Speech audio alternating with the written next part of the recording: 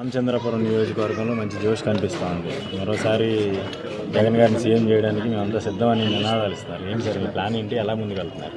సాధారణంగా ఈ నియోజకవర్గంలో 2019 ఎన్నికల్లో వైఎస్ఆర్ కాంగ్రెస్ పార్టీని భారీ మెజారిటీతో గెలిపించడం జరిగింది. ఇక్కడ స్థానిక ప్రజల నియోజకవర్గ నాయకులందరూ కూడా సహకారంతో, ప్రజల ఆశీస్సులతో వైఎస్ఆర్ కాంగ్రెస్ పార్టీ గెలిపించుకోవడం జరిగింది. ఈ రాష్ట్రంలో కూడా అత్యధిక స్థానాలు, ఇంచుమించు 151 స్థానాలు వైఎస్ఆర్ కాంగ్రెస్ పార్టీ గెలుచుకుంది. గౌరవ ముఖ్యమంత్రిగా వైఎస్ జగన్మోహన్ రెడ్డి గారు ప్రమాణ స్వీకారం చేసి దాదాపు 4 సంవత్సరాల 8 నెలలు పూర్తి కావచ్చింది. మరొక 3 నెలల్లో మేమందరం కూడా ఎన్నికలు వెళ్ళబోతున్నాం. ఈ తరుణంలో ఈ రాష్ట్ర పరిపాలనకి నిదర్శనంగా, అంటే ఈ పరిపాలనా తీరు ఏ విధంగా ఉందో ప్రత్యేకించి నేను చెప్పాల్సిన అవసరం లేదు అని, ఈ రాష్ట్రంలో అనేక సంక్షేమ కార్యక్రమాలు అమలవుతున్నాయి. వాటి తీరు విధానం ఒక్క పైసా అవినీతి లేకుండా, కులం చూడకుండా, మతం చూడకుండా, పార్టీ అనే ప్రస్తావన చూడకుండా సంక్షేమ కార్యక్రమాలు అమలు చేస్తున్న ఏకైక ప్రభుత్వం వైఎస్ జగన్మోహన్ రెడ్డి గారి ప్రభుత్వం.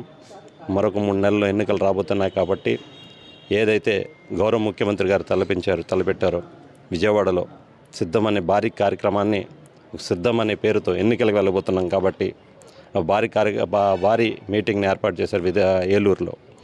ఆ కార్యక్రమానికి మేమందరం కూడా పెద్ద ఎత్తున నాయకులు కానీ, కార్యకర్తలు కానీ, అభిమానులు కానీ అందరం కూడా తరలి వెళ్ళి ఆ యొక్క కార్యక్రమం జయప్రదం చేయాలనేందులో భాగంగా మేమందరం కూడా ఎన్నికలకు సిద్ధమవుతున్నాం. మేము సిద్ధంగా ఉన్నాం.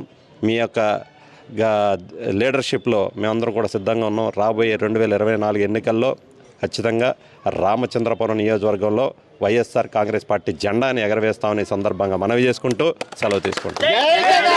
ఆంధ్రప్రదేశ్ రాష్ట్రంలో వచ్చే 2024 సార్వత్రిక ఎన్నికల్లో వైఎస్ఆర్ కాంగ్రెస్ పార్టీ అధ్యక్షులు వైఎస్ జగన్మోహన్ రెడ్డి గారిని మరోసారి ముఖ్యమంత్రిగా గెలిపించేందుకు మేమంతా సిద్ధం.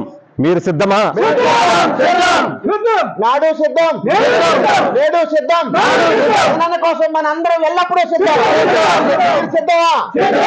నాడు సిద్ధం, నేడు సిద్ధం.